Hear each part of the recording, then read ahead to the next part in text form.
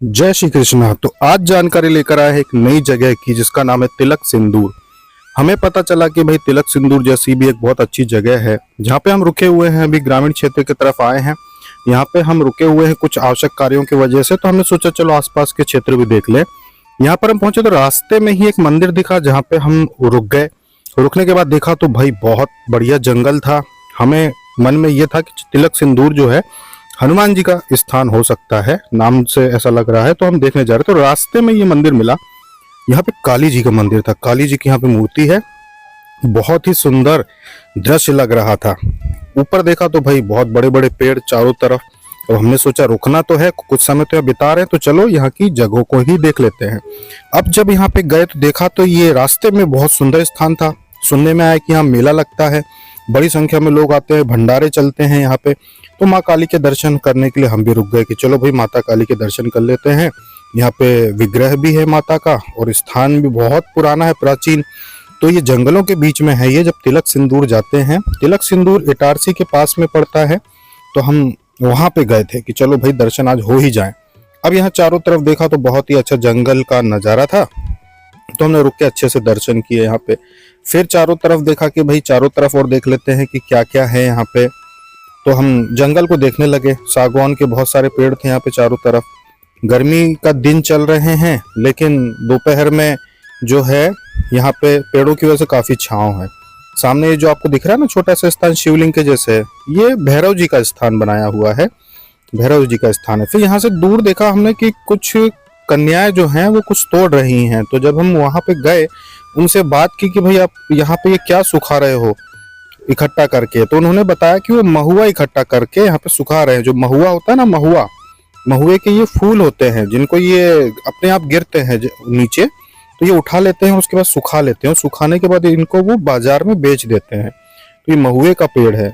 महुए का पेड़ हमें तो पता नहीं समझ में आ रहा था कि अभी एक ऐसा दिख रहा है तो यही है या बाजू वाला ये हरा वाला पेड़ है, क्योंकि बहुत साल पहले हमने महुए के पेड़ जो है वो देखे थे हरे भरे, पर अभी शायद फूल आने की वजह से ये ऐसा बिना पत्ते का हो जाता है। फिर इनसे कन्याओं से बात करने के बाद फिर हमने सोचा कि चलो अब आगे बढ़ते हैं। यहाँ पे दर्शन हो गए हैं, अब आगे चलते हैं। ये देखो महुए का पेड़ है, इसकी टहनियाँ हैं, टहनियाँ आप देख सकते हैं। इसमें छोटे छोटे ये फूल ही हैं सारे, ये फूल दिख रहे हैं ना, ये सारे फूल हैं। इनमें से ही महुए गिरते हैं, अब इसमें फल बनेंगे। महुए तो गिर गए, अब फल बनेंगे इनमें। और ये महुए को खाते हैं ना तो बहुत मीठे मीठे लग रहे थे। महुआ मतलब खा भी सकते हैं, तो हमने खा के देखा तो बड़ा मीठा लग रहा था। अब तिलक सिंदूर पहुंच गए। मन में ये छवि बनी हुई है कि हनुमान जी का मंदिर है। अब देखते हैं कि रहस्य कुछ और ही है, मंदिर किसी और का है, पर हमें नाम से हमने सोचा कि सिंदूर इसमें जो है बोल रहे हैं, तो भाई हनुमान जी का स्थान होगा। पहुंचे वहां पर, यहाँ पे प्रांगण जैसा मतलब एक छोटा सा ग्राउंड जैसा था। यहाँ पे गाड़ी रख दी, बाजू में एक प्राकृतिक जो झरना जैसा होता है ना, वैसा झरना जैसा बह रहा था। तो वहां पर हम देखने लगे कि भाई यहाँ पर भी कोई महुए सुखा रहा है। महुए के बहुत पेड़ वहां पे थे, सागौन के महुए के बहुत पेड़ थे, तो यहाँ पे भी सुखा रहा है। देखो देखने में कितना अच्छा लगता है ना, हरा भरा सब जंगलों के बीच में ऐसा कोई गांव हो जहाँ पे अपन भी रहें, जैसे ज्यादातर साउथ इंडिया में होते हैं उस प्रकार से। तो बढ़िया, कितना अच्छा नजारा है, ऐसी जगह पर रहें तो आनंद आ जाए। पर क्या करें, कर्तव्य और भाग्य लोगों को कहाँ से कहाँ ले जाता है। ये पेड़ है बरगद का, छोटा पेड़ है, पर देखो कितना हरा है, इतनी गर्मी में भी कितना हरा है। फिर हम आगे बढ़ गए, चलने लगे। तो बगीचे के बीच में से रास्ता था, बीच में बगीचा था और फिर रास्ता था। बगीचा बंदरों से भरा हुआ था। हम लोगों में से कुछ लोगों का प्रसाद तो बंदर ही छीन के ले गए हाथ में से, बस हमारी प्रसाद की थैली बची थी। बाकी लोगों की थैलियां खींच ली बंदर ने और ले गए, यहीं से लूट के ले गए। और उन्होंने, वो ऐसा नहीं कि भाग जाते हैं आप चिल्लाओ तो, वो आ गए तो लेके ही जाएंगे, वो ले गए, कोई बात नहीं। फिर यहाँ से हम आगे बढ़े कि चलो ठीक है, ले गए तो ले गए। अब यहाँ पे देखा हमने कि भाई सामने एक पहाड़ है और यहाँ पे ये वृक्ष लगे हुए, और एक वृक्ष पे तो ये मधुमक्खियों का जो छत्ते होते हैं ना, बहुत सारे हैं। समझ में नहीं आया कि एक ही पेड़ पे क्यों, बाजू में भी तो पेड़ हैं।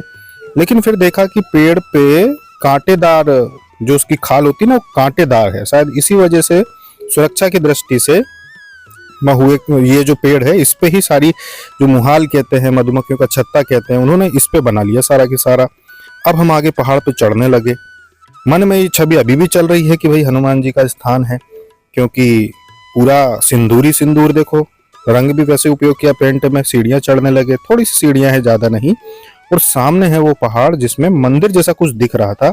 हमने सोचा कि भाई अच्छा सीमेंट का दीवार उठा के और कोई मंदिर बनाया गया होगा जिसके अंदर चीज होगी। रहस्य तो आगे जाके खुलेगा जब वहां पहुंचेंगे। बहुत सुंदर जगह है, आप लोग भी जब दर्शन करेंगे तो आपको भी आनंद आ जाएगा कि ये तो सोचा ही नहीं था। अब मंदिर समझ के हम ये जो सामने दिख रहा है पहुंचे प्रांगण में, तो क्या देखते हैं कि यहाँ टीन शेड बना हुआ है। टीन शेड के नीचे एक छोटा सा मंदिर यहाँ पे बना हुआ है। ये सब प्राचीन है, बस निर्माण ये थोड़ा बहुत अभी बाहर बाहर कर दिया है, बाकी है ये प्राचीन स्थान बहुत। खास करके यहाँ पे जो जंगल में रहने वाले आदिवासी लोग होते थे, जो वनों पर निर्भर करते थे, उन लोगों ने यहाँ पे स्थापना की थी। बहुत प्राचीन है ये, आप मतलब अंदाजा नहीं लगा सकते कि कितना पुराना। यहाँ पर देखो मूर्तियां रखी पत्थर पे उकेरी हुई, बीचों बीच में शिव जी थे यहाँ पर, और बाजू में घोड़े पर कोई देवता बैठे हुए दिख रहे हैं। मूर्ति में ऐसा लग रहा है कि जैसे घोड़े पे कोई देवता बैठे हुए हैं, ऐसा लग रहा है। तो ये स्थानीय देवता हो सकते हैं। वहां कुछ लिखा हुआ भी नहीं था उनके विषय में, तो हमने अंदाजा लगाया कि इनके जो स्थानीय देवता हुआ करते होंगे वो होंगे ये। और बाकी शिव जी यहाँ पे हैं। तो ये मंदिर शिवलिंग है, ये मंदिर बाहर था। फिर हम प्रांगण घूमने लगे कि भाई देखा कि मंदिर यहाँ पे कोई सीमेंट का बनाया हुआ नहीं है, बल्कि मंदिर तो पहाड़ के अंदर है।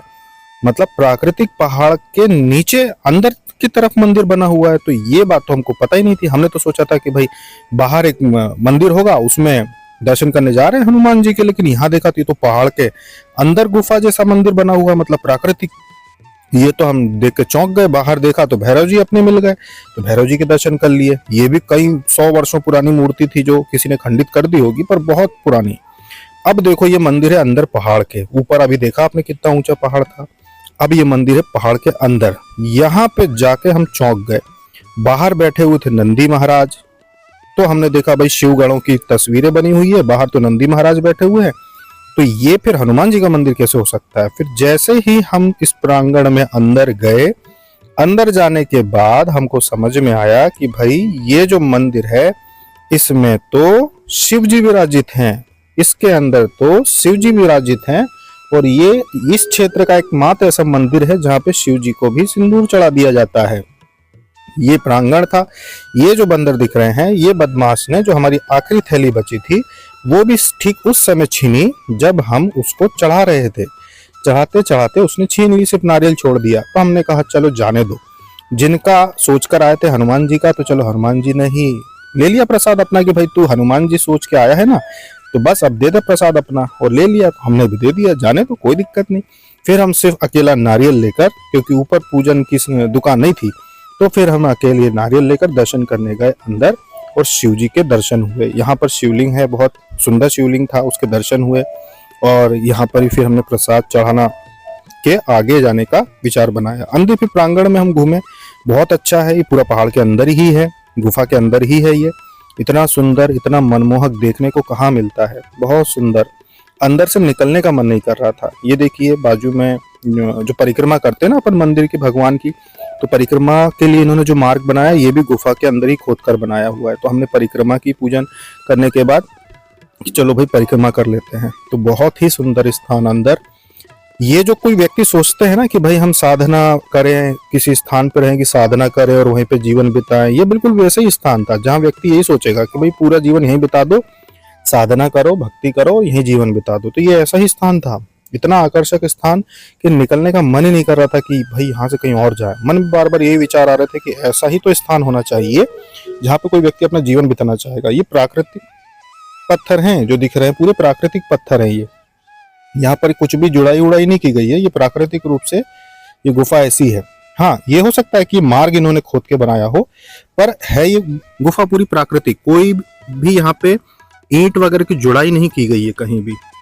तो ये बहुत ही बढ़िया जो दृश्य है ये देखा हमने गुफा का अंदर कि यार बहुत ही सुंदर है ये। तो हम तो सोच रहे थे हनुमान जी का है, लेकिन ये तो शिव जी का मंदिर निकला। तो भाई तिलक सिंदूर जो स्थान है ये शिव जी का है। अंदर जाके हमने दर्शन किए, प्रांगण में हम बैठे, बहुत देर तक बैठे रहे। और यहाँ पर बैठ कर हम यहाँ पे जो इनकी आरती थी, ये भी यहाँ के जो लोग हैं जो वनों में रहते हैं, जिन्होंने इसकी स्थापना की होगी, इसका निर्माण कराया होगा, उन लोगों के ही भाषा शैली में यहाँ की आरती भी लिखी हुई थी। मंदिर के दर्शन करने के बाद ऊपर जाती हुई सीढ़ियां दिखाई दी। तो हमने सोचा कि भाई सीढ़ियां ऊपर जा रही हैं, इनको भी देख लेते हैं कि ऊपर क्या है भाई। तो हम ऊपर जाने लगे सीढ़ियों से जब ऊपर जाने लगे तो देखा कि भाई यहाँ तो कितने सुंदर दृश्य हैं पहाड़ के। सोचो बारिश में कितना सुंदर होगा, जब गर्मी में इतना सुंदर है।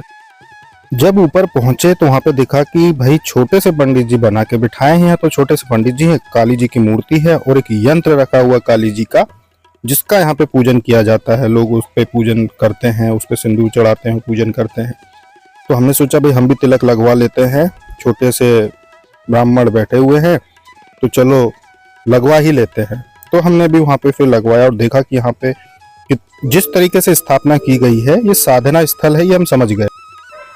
तो यहाँ पर हमने देखा कि भाई ये साधना स्थल है, जगह जगह हवन के निशान थे यहाँ पे, जहाँ पे जो भी लोग रहते होंगे उन्होंने हवन किए होंगे। तो हवन के निशान जगह जगह पे थे, जिससे ये तय हो रहा था कि यहाँ पे हवन भी बड़ी संख्या में हुए हैं और यहाँ पे साधनाएं भी की गई हैं। पहले यहाँ जो महाराज जी थे जिन्होंने इसकी शुरुआत की थी, जो ब्रह्मलीन हो चुके हैं, उनका नीचे स्थान बनाया हुआ है समाधि स्थल। ये ऊपर ही हमने देखा फिर कि भाई यहाँ पे और भी अन्य देवी के, यहाँ पे जो सिद्धि में जिनका सबसे ज्यादा उपयोग होता है, माँ दुर्गा, गणेश जी जैसी जो शक्तियां हैं, इनका वहाँ पे स्थान बनाया हुआ है। बहुत सुंदर दृश्य दूर दूर तक दिखाई दे रहा था ऊपर से। तो हमने सोचा नहीं था कि हम कहाँ जा रहे हैं, हमने तो सोचा था हनुमान जी का कोई स्थान है, तिलक सिंदूर नाम है और बस सिंदूर वहाँ पे चढ़ता होगा इसलिए जा रहे हैं। पर यहाँ पे आकर देखा तो ये तो बहुत ही सुंदर स्थान निकला, कल्पना से परे। हमने नहीं सोचा था कि इतना अच्छा स्थान हमारे जहाँ का मूल निवासी हैं हम, वहाँ के थोड़े इतने पास के क्षेत्र में भी हो सकता है। तो यहाँ पर हमने दर्शन किए, बहुत देर रुके। इतनी देर किसी भी मंदिर में हम नहीं रुकते, चाहे हम कहीं भी जाएं, लेकिन यहाँ पर हमने लगभग 1.5 घंटे तक हम यहाँ पे रुके। 1.5 घंटे तक हमें बैठे, आराम से घूमा, सारी चीजों को देखा, समझा, ये सारी चीजें हम यहाँ पे कर रहे थे। एक बात तो होती है कि जिस भी स्थान पे कोई व्यक्ति साधना कर लेता है, तपस्या कर लेता है, एक ना एक दिन वो स्थान जरूर आकर्षण का केंद्र बनता ही है।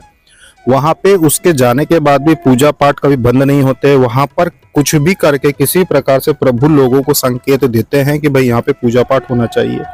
यहाँ पर भी जिन्होंने साधना की थी, साधना ही की थी, उन्होंने अपना जीवन साधना करके बिताया था। बाद में वो स्वर्गवासी हो गए। तो उनके जाने के बाद भी स्थान आज इतने वर्ष हो चुके हैं, लेकिन इतना ज्यादा प्रचलित है। ज्यादा कुछ यहाँ पे नहीं है। उसका कारण रहा है कि भाई ये स्थान जो है ये वन क्षेत्र में है और जो ये वन विभाग की भूमि पर है, तो इसलिए ज्यादा तो यहाँ पे छेड़खानी वो लोग नहीं कर सकते, पर जितना कर सकते हैं उतना इसको विकसित करने का प्रयास किया गया है। और ज्यादा प्रकृति में छेड़छाड़ करने भी नहीं चाहिए, क्योंकि यहाँ की सुंदरता के सबसे बड़ा कारण यहाँ की हरियाली है। यहाँ के वृक्ष हैं, जैसे कि पीपल है, बरगद है। ये जो यहाँ पे वृक्ष लगे हुए हैं ये ऐसे हैं जो गर्मी में भी हरे रहते हैं। तो बहुत सोच समझ के वृक्षारोपण यहाँ पे किया गया है। ये स्थान है वह समाधि स्थल, जिन्होंने इस स्थान पे साधना की थी, अपना समय बिताया था जीवन का, तो ये उनका स्थल था। वो स्थल के हमने दर्शन किए। उसके बाद फिर हमने आगे का विचार बनाया कि अब आगे यहाँ से बढ़ा जाए। तो बाजू में यज्ञ स्थली दिख रही है आपको, यहाँ पे स्थान दिख रहा है, क्योंकि ऐसी ही यज्ञ स्थली ऊपर भी बनी हुई है। तो ऊपर भी यज्ञ हुआ करते हैं और पहले भी हुआ करते होंगे, लेकिन इनका जो स्थान नीचे है समाधि स्थल, उसके बाजू में भी हमने स्थान देखा। एक चीज ये पूरा घूमने पे हमको ये समझ में आया कि शिवजी और माँ काली, दो शक्तियों की सबसे ज्यादा इन्होंने सेवा की है। एक तो शिवजी की और माँ काली की। जगह जगह जैसे कि माता काली की मूर्तियां देखने को मिल रही हैं, तो उससे समझ में आता है कि दो चीजों का यहाँ पे ज्यादा पूजन किया गया है। यहाँ पे शिवजी का भी स्थान है।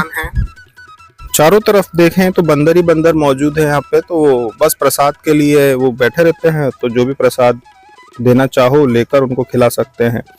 तो यहाँ बगीचा है, गार्डन जैसा बना रखा है, लेकिन सभी जगह जो है बंदर यहाँ पे हैं, उनको भी थोड़ा सा खाना पीना मिल जाता है। वैसे तो ये जंगल है, तो यहाँ खाने पीने की चीजें बहुत सी होती हैं। उसके बाद भी लोग आते हैं तो कुछ ना कुछ खिला देते हैं। साधना स्थल की एक बहुत ही ज्यादा महत्व समझ लीजिए कि वहाँ पे हमेशा सकारात्मक ऊर्जा बनी रहती है। साधना स्थल कभी भी ऐसे नहीं होते कि भाई उनको बिल्कुल ही अनजान कर दिया जाए। हाँ, कुछ हो सकते हैं। यहाँ के दर्शन करने के बाद फिर हम यहाँ से निकलने के लिए तैयार होगा कि भाई चलो अब आगे बढ़ते हैं, यहाँ से वापस चलते हैं। तो फिर यहाँ से हम वापस जाने लगे। तो यहाँ पे जंगलों के बीच में तिलक सिंदूर बहुत ही सुंदर स्थान है। अगली बार यहाँ बारिश में आएंगे तब देखेंगे यहाँ पे और कितना सुंदरता दिखेगी। अभी तो खैर गर्मी आ चुकी है तो बहुत परिवर्तन आ गया है, पर गर्मी में आके देखेंगे, गर्मी में नहीं मतलब ठंड में आके देखेंगे या बारिश में आके देखेंगे, जब हरियाली होती है ज्यादा तब देखेंगे यहाँ पे की सुंदरता कैसी होती है। फिर लौटते में हम भिलट देव स्थान जो है भिलट बाबा का, वहां पर गए दर्शन करने के लिए। यहाँ पे भी जो भिलट देव हैं किसी के शरीर में सवारी रूप में आते हैं बहुत पहले से, तो बढ़िया स्थान बना हुआ है। यहाँ पे मेला भी लगता है, मेले तो हमने आपको दिखा चुके हैं पहले, मेला तो दिखा चुके हैं पहले, 1-2 वीडियो में बताया है। पिछली बार भी हम यहाँ पे आए थे तब भी हमने वीडियो में बताया था कि भाई ये स्थान है भिलट देव। तो इस बार भी हम यहाँ से निकल रहे थे तो दर्शन करने का हमने विचार किया। एक बात हमेशा ध्यान रखना कि जो भी व्यक्ति साधु हो जाए, सन्यासी हो जाए और साधना के मार्ग पे चलता है, ऐसा होता ही नहीं है कि उसको अनदेखा किया जा सके। उसे कहीं ना कहीं सृष्टि में स्थान जरूर मिलता है। तो जो लोग बहुत अधिक भक्ति करते हैं और सही रास्ते पे चलते हैं, जिनका मार्ग गलत नहीं होता, सही मार्ग पे चलते हैं, एक दिन उनको नाम मिलता जरूर है इस दुनिया में। भले ही वो जीवित रहते मिले या जीवन छोड़ने के बाद उनको प्रसिद्धि मिले, पर प्रसिद्धि मिलती तो है। हमने ऐसे बहुत सारे संतों के ऐसे स्थान देखे हैं जहाँ पे वो रहा करते थे, साधना किया करते थे, सेवा किया करते थे, और आज उनके स्थानों पे मेले लगते हैं, प्रसिद्धि है। तो जीवित रहते रहते जो गृहस्थ साधक होते हैं, साधना से उनको जो सिद्धियां मिलती हैं वो उनकी सहायता करती हैं, सांसारिक जीवन में सहायता करती हैं। लेकिन जो सन्यासी साधक हो जाते हैं, उनकी सिद्धियां उनके जाने के बाद भी उनके स्थान को अमर रखती है। ये चीज़ तो देखी है कि अगर कोई साधक साधना पूरी श्रद्धा से करता है, भले ही उसके साथ चमत्कार ना हुए हों, पर अगर वो श्रद्धा से करता है तो उसकी जीवात्मा जो होती है शरीर को त्यागने के बाद इतनी शक्तिशाली हो जाती है कि इस सृष्टि में उसका नाम तो चलता है।